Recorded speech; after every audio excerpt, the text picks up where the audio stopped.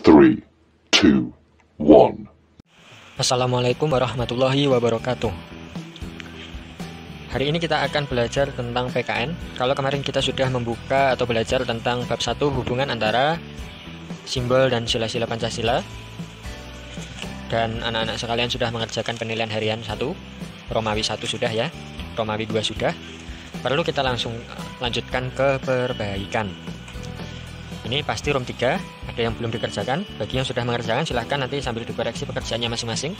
Kalau ada yang belum, mari kita isi bersama-sama sebelum kita melanjutkan ke bab 2 ya. Untuk Romawi 3 atau perbaikan, kita baca bersama-sama, terus anak-anak sekalian silahkan ikut mencari jawabannya sambil nanti dikoreksi, dicocokkan dengan jawaban saya. Oke ya. Nomor 1, simbol sila pertama Pancasila adalah simbolnya berupa bintang.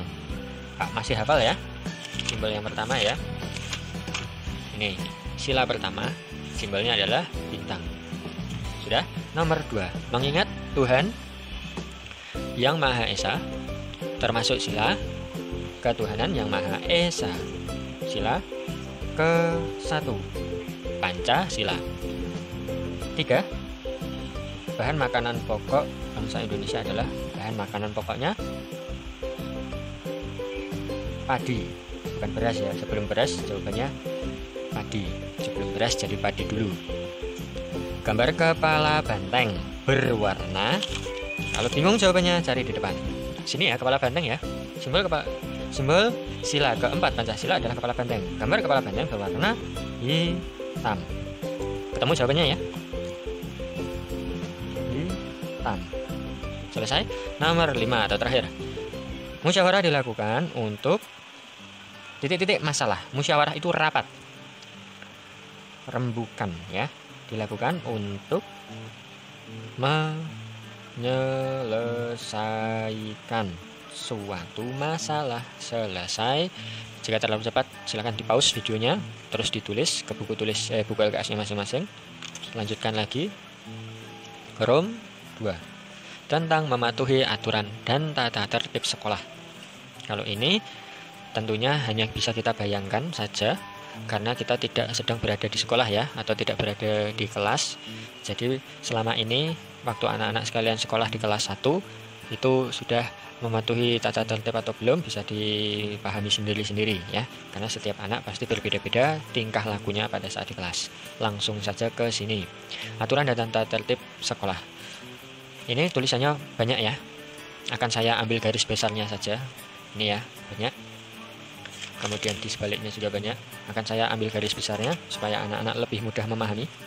Tapi bagi anak-anak yang kurang lancar membaca, ada baiknya silahkan ini dibaca ya. Bagi anak-anak yang kurang lancar membaca, ini dibaca sekaligus untuk latihan membaca. Supaya apa? Nanti kalau naik kelas 3 sudah bisa membaca. Karena apa? Semakin nambah kelasnya, semakin naik kelasnya, pelajarannya semakin sulit.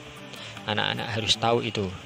Jangan sampai nanti naik ke kelas 3 belum bisa membaca, akan merugikan anak-anak sendiri. Langsung ke materi. Di sini intinya aturan dan tata tertib sekolah itu adalah peraturan apa saja yang boleh anak-anak lakukan dan tidak boleh anak-anak lakukan pada saat di sekolah. Intinya itu ya. Paham ya? Setiap sekolah mempunyai tata tertib masing-masing yang harus diperhatikan. Tata tertib biasanya ditulis di papan besar dengan tulisan yang menarik dan dipajang di halaman utama sekolah. Kalau ini ada di dalam kelasnya masing-masing, biasanya ditutupi kaca di dinding ya, samping papan tulis biasanya. Dengan tujuan agar mudah diperhatikan semua siswa. Kamu harus datang tepat waktu ke sekolah, datang tepat waktu. Ini ya, merupakan salah satu tata tertibnya. Kamu harus datang sebelum bel berbunyi. Kalau masuk pasti ada bel biasanya ya. Kalau tidak, gurunya langsung masuk. Itu biasanya pada saat bel berbunyi. Ini baik pada saat pagi hari maupun setelah istirahat. Biasanya ada bel berbunyi. Anak-anak harus mematuhi itu. Kalau sudah bel kok masih di luar, berarti itu melanggar aturan. Bel berbunyi memberikan tanda masuk kelas. Datanglah sebelum bel berbunyi. Kamu jadi tidak terburu-buru dan bisa menyiapkan buku pelajaran terlebih dahulu. jika kita datang terlambat pasti terburu-buru, apalagi yang rewelan. Tahu rewelan? Pagi hari harus dibangunkan, harus dimandikan, harus dipakaikan baju, dipakaikan sepatu, sarapan disuapin atau didulang. Nah, itu biasanya yang bikin lama. Belum nangisnya ya. Pasti kalau berangkat sekolah ada yang nangis dulu, harus dipaksa orang tuanya masuk sekolah atau masuk ke kelas, bahkan sampai ke kelas harus diantar orang tua. Itu harus ditinggalkan kebiasaan seperti itu, karena semakin naik kelasnya akan nanti menjadikan anak-anak semakin sulit untuk belajar. Nanti akan ketinggalan dengan teman-temannya yang lain yang sudah lebih berani.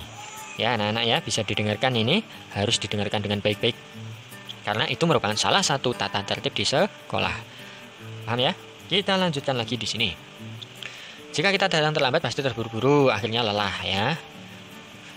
Capek ya. Juga kesulitan menerima pelajaran disampaikan guru, apalagi sebelum berangkat sekolah berantem dulu sama orang tuanya, sama kakaknya, sama adiknya. Pasti nanti di sekolah juga berpikir tentang yang di rumah tadi. Jadi di sekolah waktunya belajar malah memikirkan yang di rumah. Itu tidak boleh.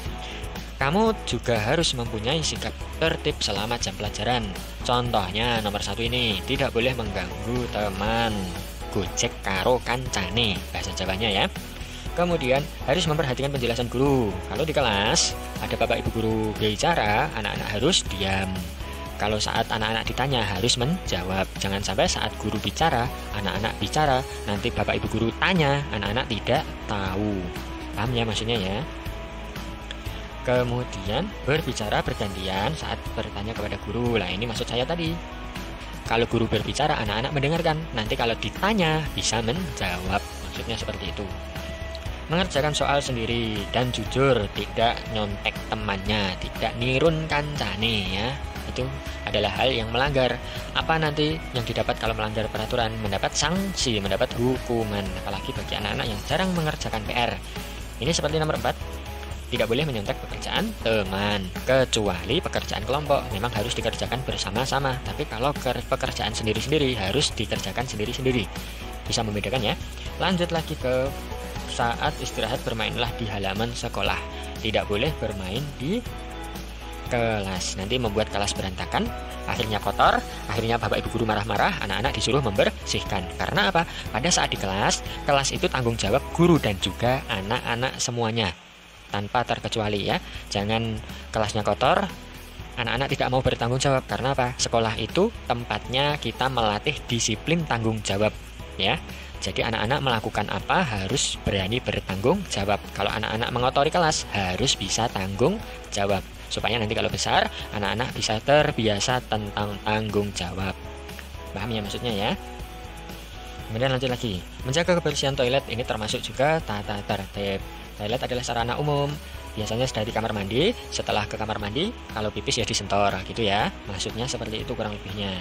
Kalau ada yang kotor, misalkan ada tanah, anak-anak tidak membersihkan sepatu dulu dari becek, langsung ke kamar mandi, pasti sepatunya kotor, meninggalkan tanah, jejak tanah, itu harus disiram, harus disentor. Karena itu salah satu kewajiban anak-anak dalam membersihkan atau menjaga kebersihan lingkungan, baik di rumah maupun di sekolah, sama saja. Bisa didengarkan baik ya. Kemudian kita bisa lanjutkan di sini, kita lompati. Apakah kita sudah tertib dalam membuang sampah? Tempat sampah sudah ada di depan kelasnya masing-masing. Tapi anak-anak kalau membuang bungkus makanan itu biasanya langsung di depan pintu. Akhirnya tidak masuk ke tempat sampah. Akhirnya menjadi kotor, menjadi sarang nyamuk, menjadi sarang penyakit. Anak-anak sendiri yang terkena penyakitnya. Jadi kita harus bisa bertanggung jawab terhadap lingkungan. Yang saya perlu sangat-sangat ingatkan di situ. Karena anak-anak sendiri yang menempati sekolah dan juga kelasnya didampingi bapak ibu guru mengingatkan anak-anak untuk menjaga kebersihan, anak-anak juga harus bisa melaksanakan itu ya. Paham ya maksud saya ya? Kolong meja dan pot bunga kalau ada bunganya ya, bukan menjadi tempat sampah. Bantulah petugas kebersihan, bapak ibu guru juga ikut membersihkan biasanya toh, untuk menjaga sekolahmu. Jangan membuang sampah di laci, jangan membuang sampah di tanaman, karena dua ini bukan tempat sampah. Tempat sampah itu biasanya kalau di sekolah kita adalah tong sampah, harus dibuang di situ. Kalau penuh ya dibuang ke tempat sampah umum, baru dikumpulkan jadi satu antar semua kelas gitu ya. Paham ya anak-anak ya? Harus diperhatikan baik-baik ini. Kemudian kita lanjut ke berikutnya yang B. Perilaku patuh pada aturan dan tata tertib sekolah. Perilakunya bisa kita mulai dari sini. Tentu saja kita harus mematuhi aturan dan tata tertib di sekolah. Mematuhi aturan dan tata tertib berarti melakukan kegiatan sesuai dengan aturan yang berlaku. Setiap aturan dan kelas mempunyai aturan sendiri-sendiri ya. Jika kita melanggar maka akan mendapat sanksi. Ini nanti di soal keluar ya, yang berlaku di sekolah. Diingat baik-baik. Kemudian kita lanjutkan. Mematuhi tata tertib adalah bentuk sikap tanggung jawab. Paham? Ini ya, mematuhi tata tertib juga bersikap disiplin. Tanggung jawab dan disiplin. Ini yang kelupaan tadi. Bertanggung jawab adalah melakukan tugas dengan sungguh-sungguh tenanan ya. Bahasa Jawanya. Kemudian di sini disiplin adalah sikap anak yang baik. Kalau anak-anak tidak baik berarti tidak disiplin, harus dikasih sanksi, harus diberi hukuman. Apalagi yang jarang mengerjakan tugas nanti ada hukumannya, ada sanksinya. Sanksinya apa? Nilainya tidak bagus ya. Jadi anak-anak semua yang melihat video ini harus mau mengerjakan tugas dan harus dikumpulkan supaya bapak guru tahu ya anak-anak benar-benar mengerjakan atau tidak, ditulis sendiri tugasnya atau tidak ya. Paling biasanya yang nilainya bagus itu pasti dibantu sama orang tuanya, tapi semoga saja tidak, semoga saja dikerjakan sendiri. Langsung lanjut lagi ke sini ya. Ini contoh tata tertibnya, saya garis bawahi. Mematuhi aturan dan tata tertib masuk kelas. Contohnya di bawah ini bisa anak-anak baca ya. Itu adalah salah satu tata tertib masuk kelas. Nomor 2, mematuhi aturan dan tata tertib upacara bendera. Upacara tidak gojek dengan temannya ya, harus diperhatikan amanatnya, aba-abanya apa gitu ya. Lanjut lagi nomor 3, digaris bawahi. Mematuhi aturan dan tata tertib piket kelas. Ini ada anak-anak nyapu seperti di kelas kita sebenarnya juga ada ya. Jadi anak-anak kalau mau kelasnya bersih harus mau membersihkan. Biasanya dibersihkannya ada piketnya hari Senin siapa, Selasa siapa, Rabu siapa, Kamis siapa gitu ya, sampai Sabtu. Kalau kelasnya kotor menjadi sumber penyakit, sarang nyamuk, sarang laba-laba, sarang kecoa, sarang tikus, itu semua mengundang penyakit. Padahal tempat ini masih ditempati oleh anak-anak, tapi menjadi tempatnya juga penyakit. Jadi anak-anak dan penyakit jadi satu. Akhirnya anak-anak yang terkena penyakit, bukan penyakitnya yang terkena anak-anak. Biasanya penyakit lebih menang, lebih kuat daripada anak-anak. Untuk itu jangan sampai anak-anak